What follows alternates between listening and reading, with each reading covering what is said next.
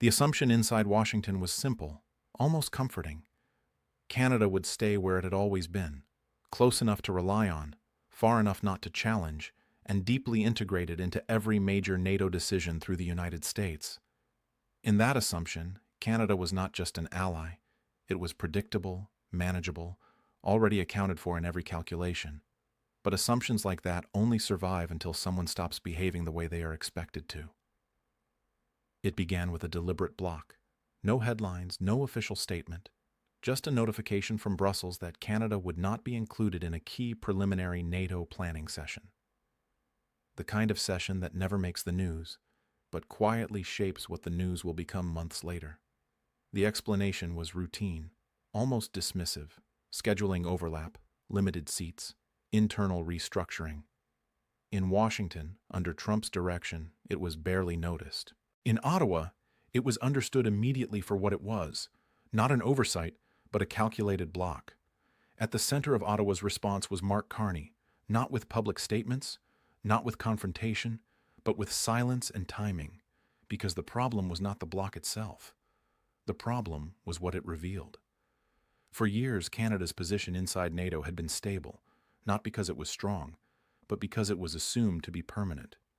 Now that permanence was being dismantled in rooms Canada was not even allowed to enter, the session Canada was blocked from was not ordinary administration. It was a preliminary defense alignment discussion focused on NATO's evolving Article 3 expectations, the part of the alliance that rarely gets attention but quietly determines credibility. It is where members assess each other's ability to sustain independent defense capacity before collective defense is even considered. In practical terms, it is where influence begins to shift, where priorities are set, where future funding, procurement standards, and operational trust begin to take shape. And Canada was not in the room. That absence mattered more than the bloc itself. Because inside that meeting, discussions were moving toward Arctic surveillance readiness, northern maritime control, and long-term air defense compatibility across allied forces. These are not abstract topics for Canada. They are core to its entire strategic identity inside NATO. Yet the conversation about Canada's role in them was happening without Canada present. In Washington, Trump's administration did not view this as dramatic. It was viewed as leverage, a reminder, a calculated adjustment in expectations. Over the past years, Trump's administration had increasingly framed NATO participation in transactional terms. Defense commitments were no longer treated as fixed obligations, but as conditional arrangements tied to burden sharing. Countries that met expectations were protected. Countries that did not were questioned and sometimes deliberately sidelined. Canada was often mentioned in that context, not as an adversary, but as an example. A partner benefiting from a system it did not fully finance at the level Washington demanded. That narrative had been building for months. Trump's block of Canada from the NATO session did not start it. It simply made it visible. Inside Ottawa, the interpretation was very different. This was not about budgets or scheduling. It was about positioning. If Canada could be blocked from preparatory defense discussions today, then tomorrow it could be shaped without input. Not through force, but through design. Through standards set elsewhere and later applied to Canada as a condition of participation. That realization forced a shift in thinking. Quiet, careful, and deliberately invisible to public view. Because reacting publicly would only reinforce the message Trump's Washington wanted to send. That Canada's response would always be reactive, always dependent on American decisions, always within the frame set by others. So, instead of public confrontation, there was preparation. And then, a phone call. It was not placed to Washington, it was placed across the Atlantic. The call from Carney that would shake Europe's power balance was about to begin. Germany had become the key variable in a changing European security structure. Under Chancellor Friedrich Merz, Berlin was no longer behaving like a cautious middle power waiting for consensus. It was behaving like a state preparing to shape it. Defense spending had expanded at levels not seen since the Cold War. Military procurement strategy was being restructured around long-term independence. And most importantly, Germany had begun coordinating more directly with European partners outside traditional dependency on American-led frameworks.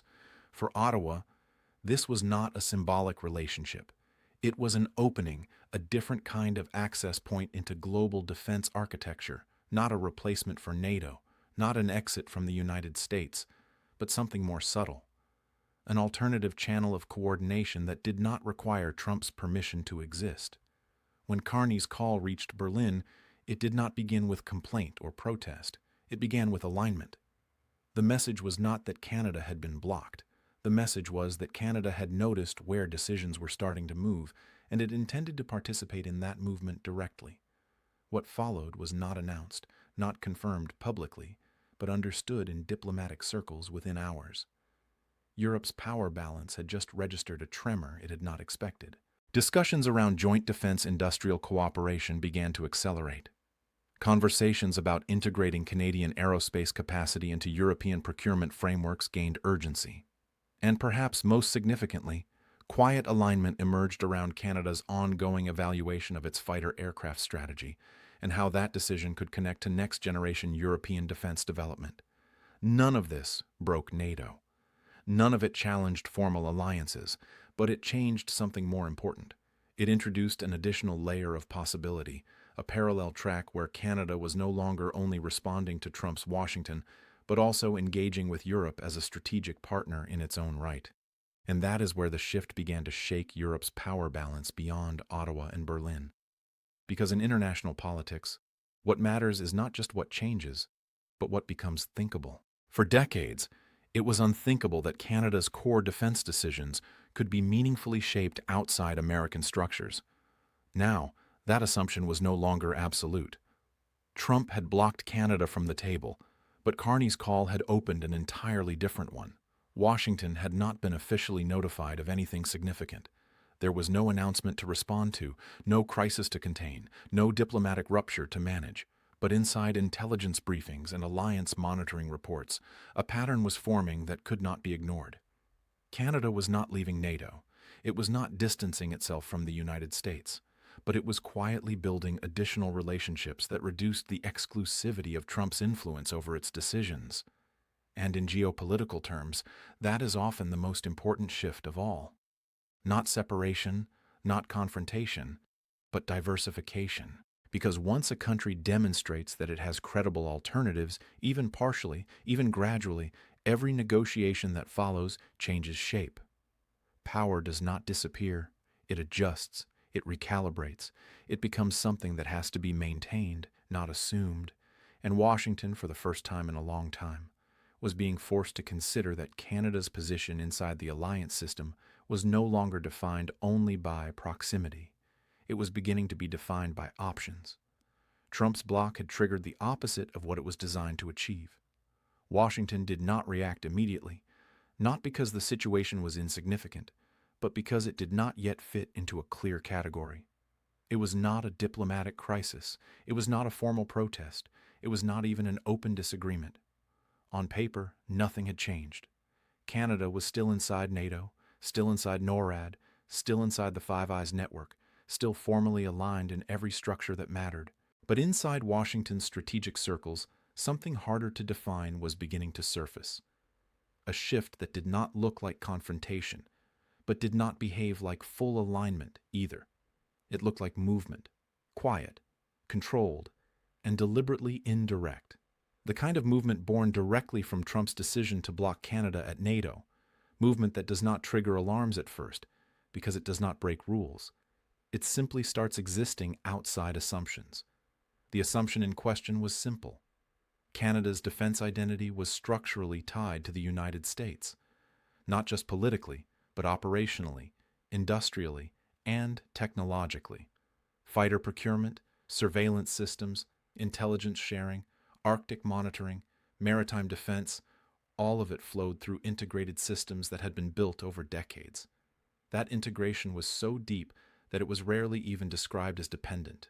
It was described as partnership, but partnership and dependence are not the same thing.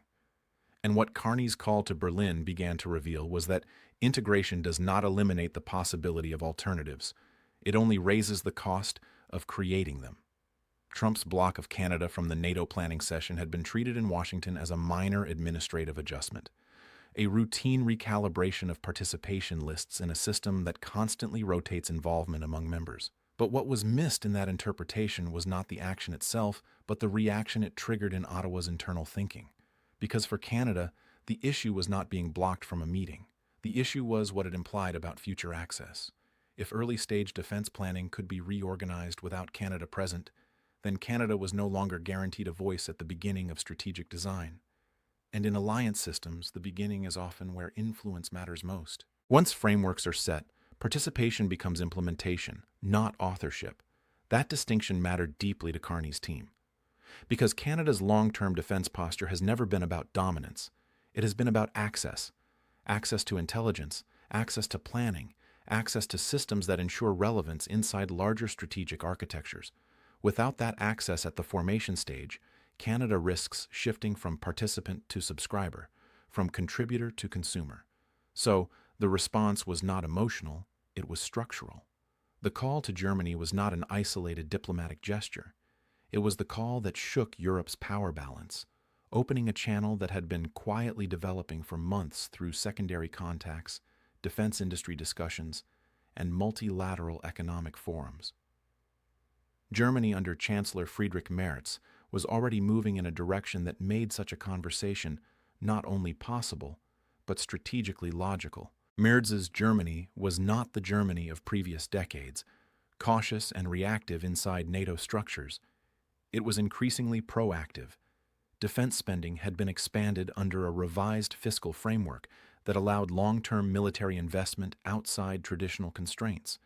Procurement strategy was being redesigned to reduce delays caused by multinational approval cycles. And most importantly, Berlin had begun coordinating more closely with European partners in a way that reduced dependency on Washington for every major security decision. This did not mean separation from the United States. It meant redistribution of initiative, a subtle but significant change in who sets priorities and who responds to them. For Canada, this mattered because it introduced something that had not existed at scale before, a credible external coordination partner inside the Western alliance system that was not the United States. When Carney and Merz connected, the conversation did not focus on confrontation. It focused on architecture, how defense industrial capacity could be shared across borders, how procurement cycles could be aligned to reduce dependency on single-source suppliers, how aerospace development, particularly next-generation combat aircraft discussions, could be structured to allow joint participation rather than unilateral purchase. This is where the F-35 discussion became strategically important, not as a procurement issue alone, but as a signal of alignment flexibility. Canada's ongoing review of its fighter fleet had already introduced uncertainty into long-standing assumptions about procurement direction. The possibility that Canada might diversify its options created an opening for European participation in a domain that had been overwhelmingly American-led for decades. That opening did not need to result in immediate change. Its existence alone was enough to alter Europe's power balance, because in alliance politics, perception often matters as much as policy. If allies begin to believe that a partner has meaningful alternatives, they begin to adjust their behavior, even if those alternatives are never fully exercised. Inside Washington, early intelligence summaries began to reflect this ambiguity. There was no indication that Canada intended to reduce its commitments to NATO, no signal of withdrawal from NORAD, no change in intelligence sharing frameworks, but there was evidence of increasing parallel engagement, additional meetings with European defense officials, expanded industrial dialogue with German and French aerospace sectors, broader participation in non-American defense coordination structures. Individually, none of these actions were unusual. Collectively, they formed a pattern, and patterns are what strategic institutions watch most carefully. The deeper concern was not that Canada was leaving American influence. It was that Canada was expanding its range of influence without announcing it, a direct consequence of Trump's decision to block Canada at NATO. That kind of shift is harder to respond to because it does not provide a clear point of confrontation. There is no single event to push back against, no formal declaration to negotiate, no crisis moment to resolve. Instead, there is gradual repositioning, and gradual repositioning, once underway, tends to accelerate only when pressure is applied. Not because pressure causes it, but because pressure confirms the need for it. Trump's block of Canada from the NATO planning session had been intended as a minor administrative signal about participation priorities, but in Ottawa's interpretation, it became something else entirely, not a punishment, but a warning about structural vulnerability. And warnings, once understood that way, do not produce compliance. They produce preparation. By the time Washington fully registered the significance of Carney's call to Berlin, the conversation had already moved beyond bilateral exchange. It had begun to touch the broader European security framework that Merz was actively shaping with France and the Nordic states, a framework that was not designed to replace NATO, but to function alongside it in areas where European coordination could operate without direct American initiation. That distinction is subtle but important because it does not weaken NATO directly. It changes the distribution of influence inside it, and once that distribution begins to shift, even slightly, every member state starts recalculating its position, not publicly, not dramatically, but continuously. Canada had not broken anything. It had not exited anything. It had not even formally challenged anything, but it had done something far more significant in strategic terms. It had demonstrated that its defense future could include more than one center of gravity. Trump had blocked Canada at NATO, but Carney's call had shaken Europe's power balance in ways Washington had not anticipated. And in international systems built on assumed centrality, that is often the beginning of everything changing.